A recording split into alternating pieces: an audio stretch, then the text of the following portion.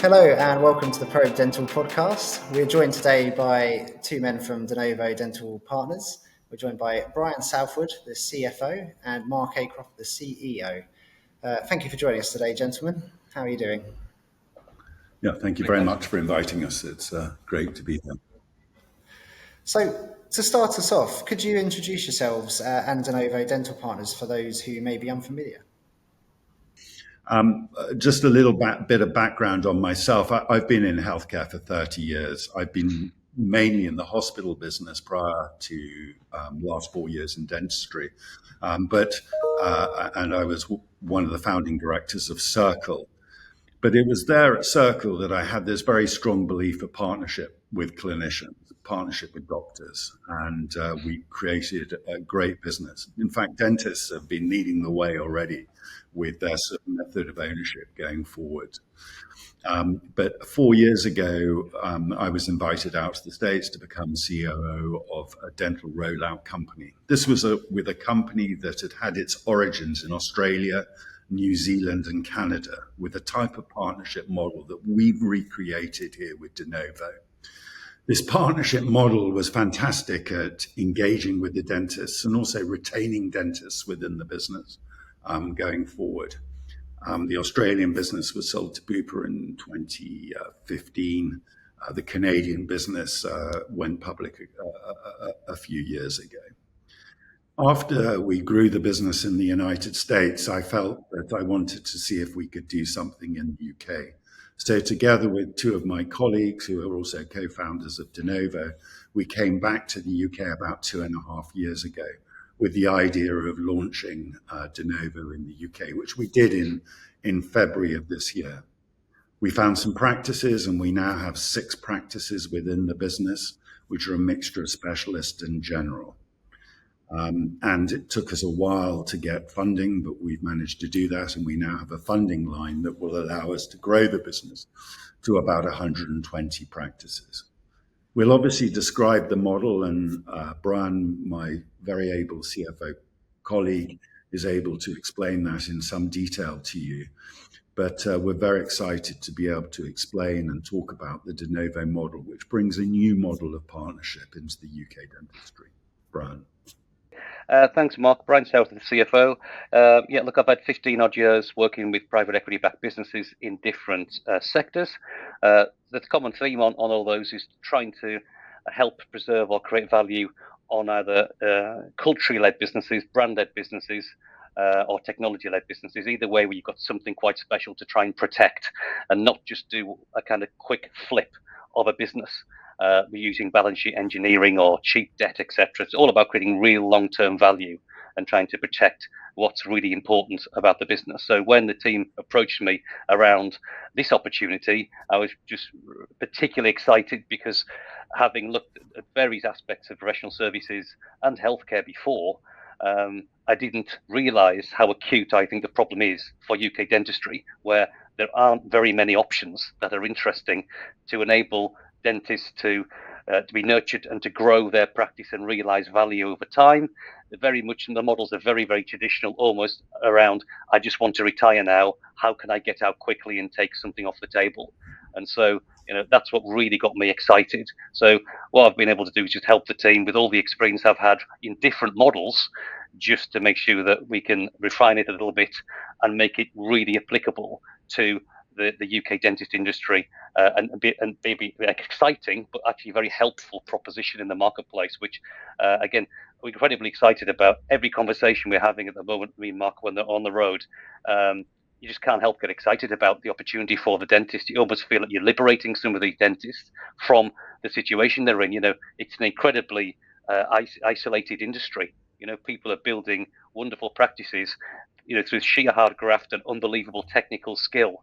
Yet they're having to do their own marketing, their own tax returns, their own accounting, hire their own staff, motivate their own staff, do wet finger dentistry, keep in charge of regulations. It's almost overwhelming.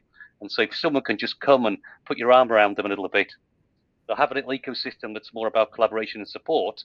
The opportunity for them to keep developing, keep growing is actually phenomenal. And that's, again, why we're just so excited about what we've created. Brilliant. So obviously you launched in February of this year. Could you explain the shared ownership model that Denovo Dental Partners offers to practice owners in a little more detail? How does it differ from traditional outright sale to, say, a corporate group or a DSO? Yeah, I'll take that one. That's a great question. Look, as context, let me start with the traditional model, because that obviously is what's more known in the marketplace. So this usually involves a valuation of a business based on a multiple of EBITDA, which you'd expect normally. The consideration for that is usually split in terms of 70% cash and 30% cash, which is held back. Very important point. It's held back in an earn-out structure over maybe 3 to 4 years. Okay.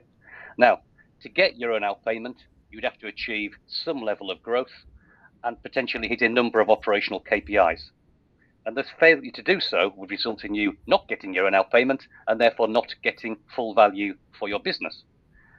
But there's a point here where this model starts to unravel for me, in that on day one of that sale, you effectively hand over the keys to your practice, all the decisions are taken away from you, and you lose complete control. That's in terms of how much you spend on marketing, how many people you choose to hire, whether you give people pay rises or not. Often that's completely outside your control, and therefore you do lose control of your own destiny. And that clearly is at odds with the fact that you've left 30% of your consideration on the table. So common sense would suggest that does not quite feel right. Okay. So, given the dental industry is very personal, people build great practices in their own image, with their own DNA involved in there. They recruit staff, they motivate staff. They've got personal relationships with people in the community that are their patients. It's very sensitive culturally, and therefore to have such a blunt model that can often lead to destruction of that trust, destruction of that kind of loyalty, is something that, again, we thought does not make sense. Okay, so I suppose our model is not it's trying to address all these issues. The traditional corporate model might be good if you want to cut and run, but really it's all designed around buy-side protection, so protection for the buyer, whereas our model is more progressive and is based on driving mutual beneficial outcomes. So how do we do that? Well, firstly, we do value the businesses in a similar way on a multiple of EBITDA. That's normal. But the first interesting difference is we pay 100% of the consideration up front. Okay, we don't hold anything back. We pay 70% in cash and we pay 30% in group equity. That's a very important point right away to underpin shared ownership. It's group equity. It's not equity in a little side business that might not be worth anything. It's not equity that gets some upside after everybody else and the investors have taken all the cream. That's what normally happens. That doesn't happen with ours. Okay, so it's the same equity in the top co. Everyone shares in the upside. Everyone's aligned to collaborate and grow. Okay, so that's one of the major points that underpins the shared ownership model. Interestingly, though, for the next 3 years, we continue to reward the dentists for their growth. Okay, so again, completely different than the traditional corporate model. We want to help support growth. We put tools and resources in place to help dentists to grow their practices, and we reward them with the same multiple at the end of each year. 6 times any incremental EBITDA produced, we continue to reward them. Okay, so that's a very important difference. And again, we do support that growth. For the further up to 5 years, it simply reverts to a profit share, so they still get 25% of any incremental EBITDA produced for the remaining 5 years. And so that is a completely different model than a traditional corporate model. Okay, so finally, at some point, when shares will be realized, the value of the shares will be realized, there should be further upside, which I think we can come on to talk to at some point in the conversation. However, what's underpinning all this? So underpinning all this is one fundamental difference. It's about practice autonomy. So in the former example, the keys are taken away from you. You have no real power to impact any decisions in your business whatsoever, which again, as I said, is counterintuitive. With our model, you retain full practice autonomy. So you may stay the director of the company even, and you can make all the decisions within a very good framework to be able to retain your legacy, keep everything culturally aligned that you have been doing for the last number of years as you've built the value in your practice, and continue to operate. Okay, so we summarize this by almost saying that we reward dentists on the way in, we reward them and support them on the way through, and we additionally reward them with upside in shares on the way out. And our base case actually suggests that over the life of the relationship with Denovo, they should be making at least 10 times as a valuation multiple, which again is way ahead of any valuation you get in the marketplace. And so this really is why the shared ownership model is so powerful. It's a positive model. It's based on alignment and driving mutual benefit, rather than all being kind of old-fashioned and based on downside protection for a corporate buyer. Does that make sense, James? It does. In fact, my next question was going to be kind of beyond the financial aspects. Kind of what are the primary benefits for kind of a dental practice owner who might be considering, kind of partnering with Denovo. So obviously, I guess the autonomy is a very strong one. Is there kind of anything else, or does that go into greater detail? Yeah, James, I think that's a really good question. First of all, I think there's the culture that we're doing. It's very much joining in a culture and a belief and a way that we operate in true partners with the dentists. Most importantly is the autonomy, and we allow that. We've actually contracted that and shown that with the delegation of authority to show the autonomy that the dentist will have. But as far as the culture, it's very much partnership, and we use that very strongly. It's a partnership that can be actually demonstrated with shares. So the dentists actually have a shareholding within the business. It's proper shares. It's not shares that have had any monkey business done with it, the same that Brian and I have. And with shareholding, with share ownership comes an influence and a right within the business.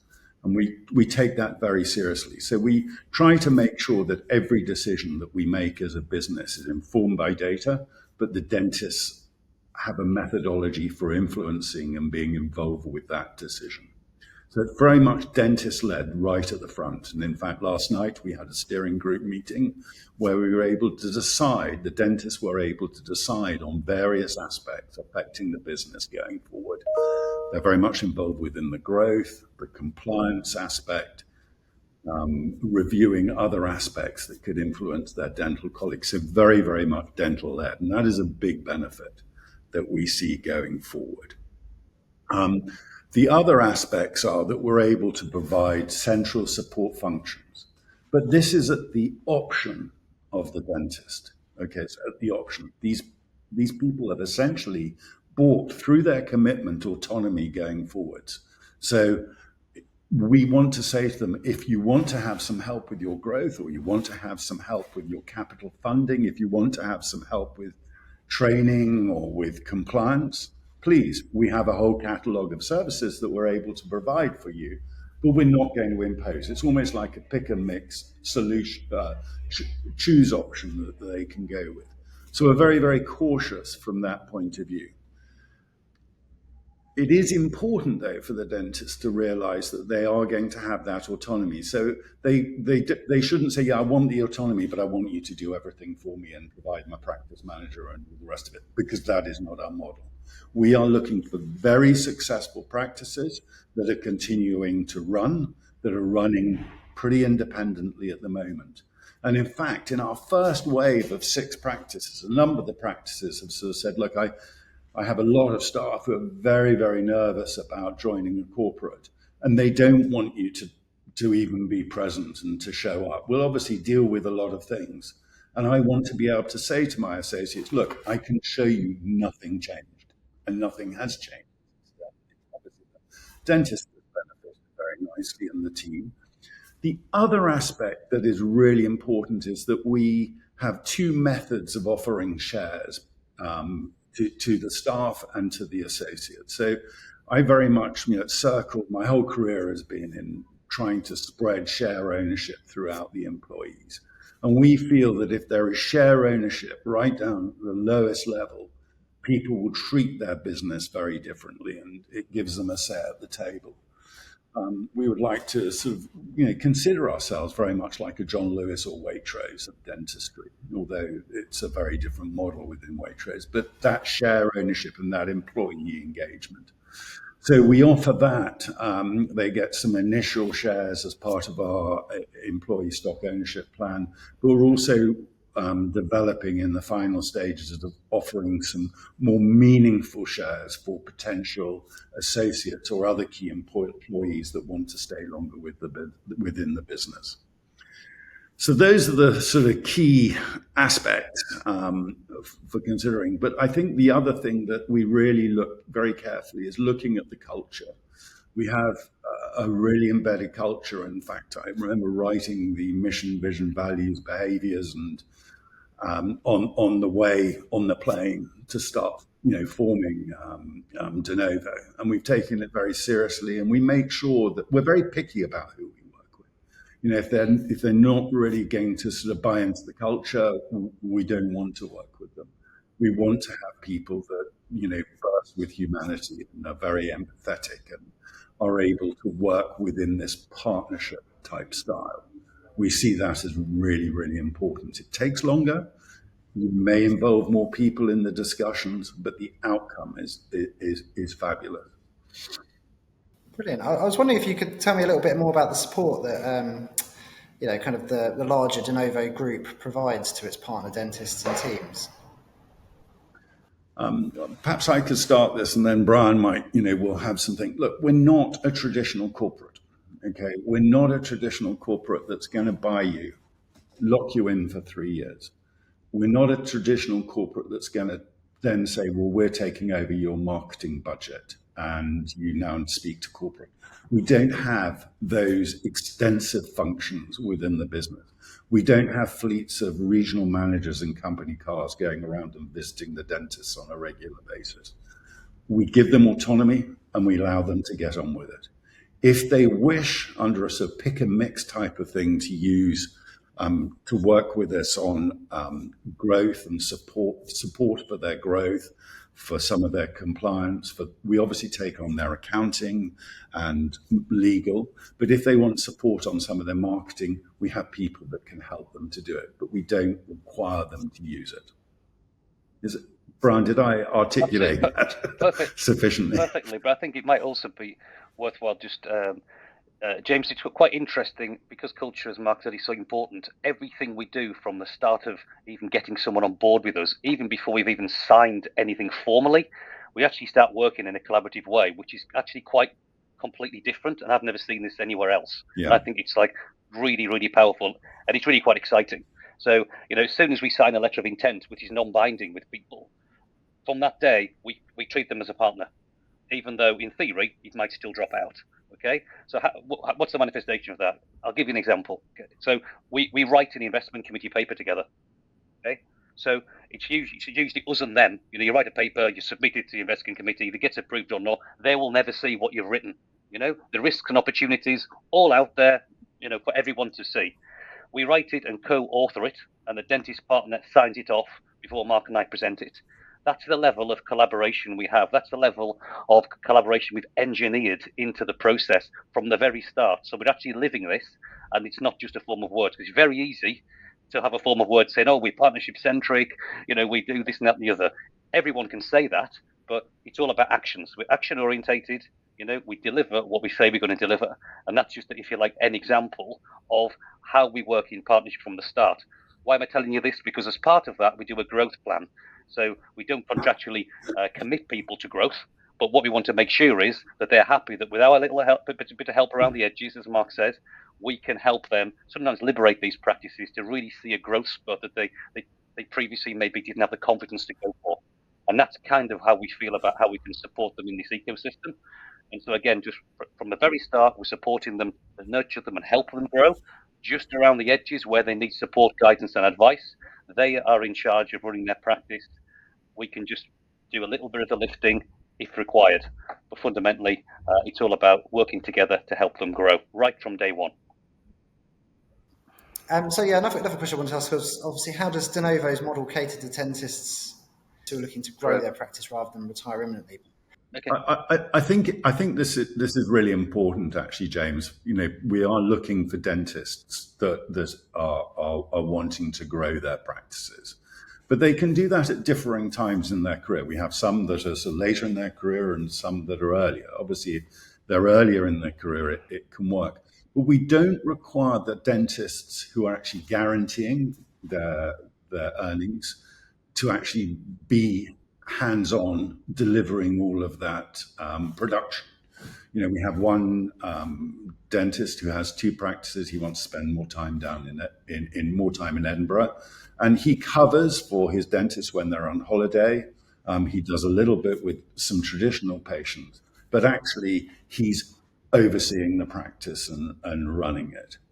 For others that are sort of very much hands-on and have still got some, active wet finger dentistry, we will also create a growth plan around them, as Brian said, with the thing, and it will have a number of different components to it.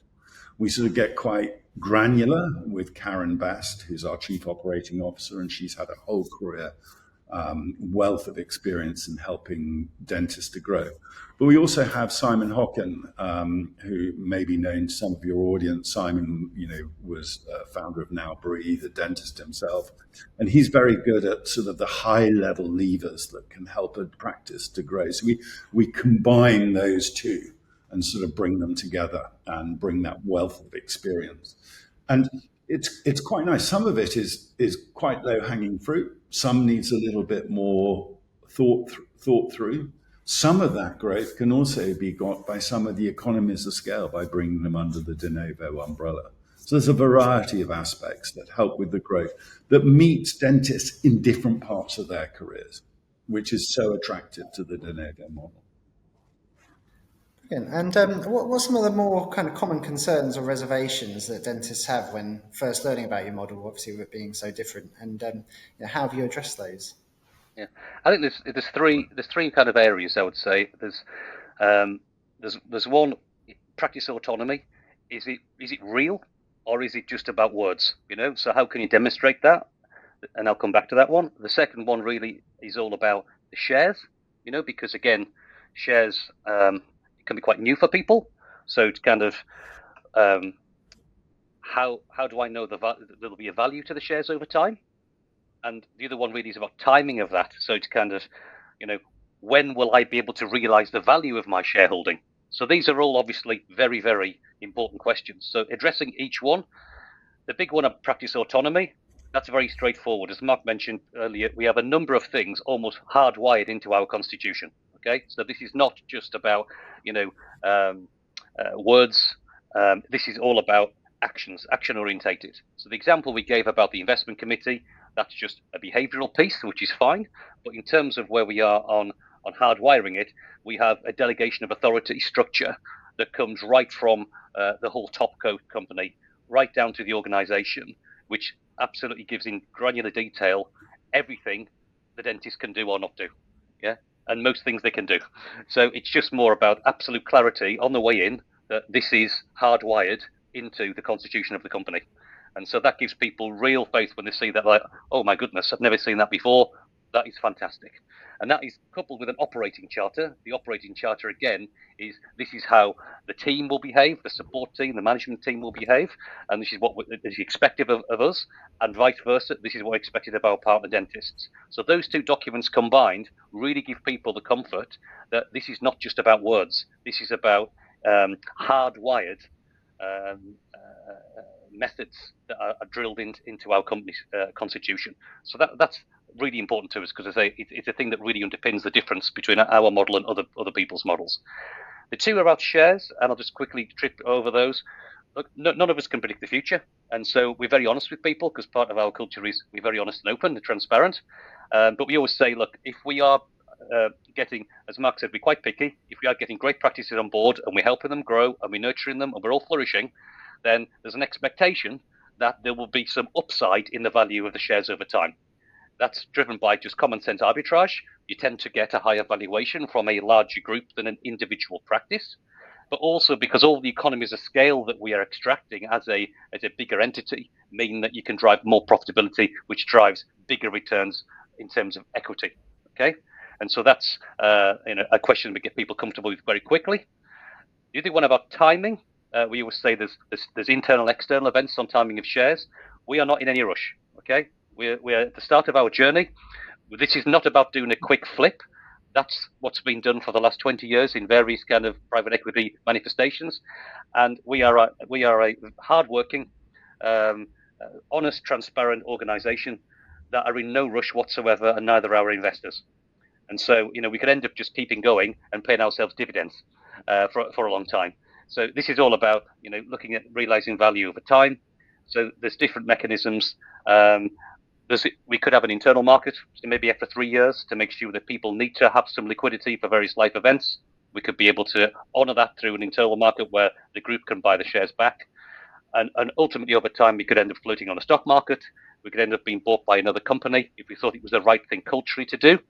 There's various ways. So we never promise any timeline, but we just say if we build a successful business, which we're very confident that we will do, and with a premium valuation, then we'll have many options on the table. And at that point in time, given we're all shareholders, we'll all have some sort of say in which direction we go in. And so I tend to find that those are the most common things we are asked, and we're able to honestly answer them in this kind of way, and people get very comfortable very quickly. Brilliant. Just in terms of various factors, such as size, revenue mix, specialisms, or NHS and private, split. What kind of practices are the best fit for the Denovo model, and are there any types of practice that perhaps aren't a good fit? Yeah, great question. I'd love to. We'd love to be able to sort of have all different types within the business, but we're starting off, and it's important that we meet various growth targets initially. But essentially, we're looking for practices that are greater than 800,000 in revenue, 800,000 in production. We're happy with general as well as specialty. We're pretty much location agnostic. We're happy within Great Britain and Northern Ireland. We actually, having been in the States where we were operating across 4 time zones, it's actually a lot easier in the UK than people think. And we will look at where we get concentrations later. We want to have practices that are less than 30% NHS at the moment. But if they're on a sort of downward trajectory towards that, we'll always look at them. But I think most of all, the best fit for this is people that are interested in the partnership type model. They're interested or curious, I should say, because they'll need perhaps will want to learn more in the shareholding type of aspect. It's quite interesting, and people are a lot more interested in shares now. Following following Dentex paving the way before us. In the States, the dentists actually were much more hungry for the shares than they were for cash within their transactions. And so it's quite interesting, slightly different here. But I think the most thing is we're looking for dentists that are bursting with humanity. We want them to be really good partners that are collegiate, that can really think things through. And we like dentists that do what they say, that can keep the momentum going within discussions, are very open, say, this isn't working for me, this is, and we can have very, very clear and open discussion. We like to move quickly because we can't hang around. We're on an extraordinary mission, and it requires extraordinary people. Because we want to get to 120 practices within the next few years, and we'll do that. I have no doubt. The interest now in our model, the requirement for there to be a new partnership type model away from the traditional corporates in the market is becoming very, very apparent. And Brian and I spend most of our days and most of our evenings talking to new practices, visiting new practices, working through growth plans. That is our big focus at the moment. As well as looking after our existing businesses, but the focus is on growth. Fantastic. And to wrap things up, how can dental professionals or practice owners find out more? So we have a website, Denovo Partners, and on that there is a contact button, and someone will call you back probably much quicker than you think, and we certainly are happy to do that. I think we also have contact through LinkedIn or through email, etc., and we can provide contact information to you through the podcast later. Fantastic. We'll include all of that in the episode description, so anybody watching or listening can scroll down and find it. Yeah, we pride ourselves on being pretty responsive. So we'd love to hear from any dentist that's interested. Fantastic. Well, brilliant. Thank you for joining us today. Really appreciate you taking the time out to speak with us, and I wish you the best of luck going forward.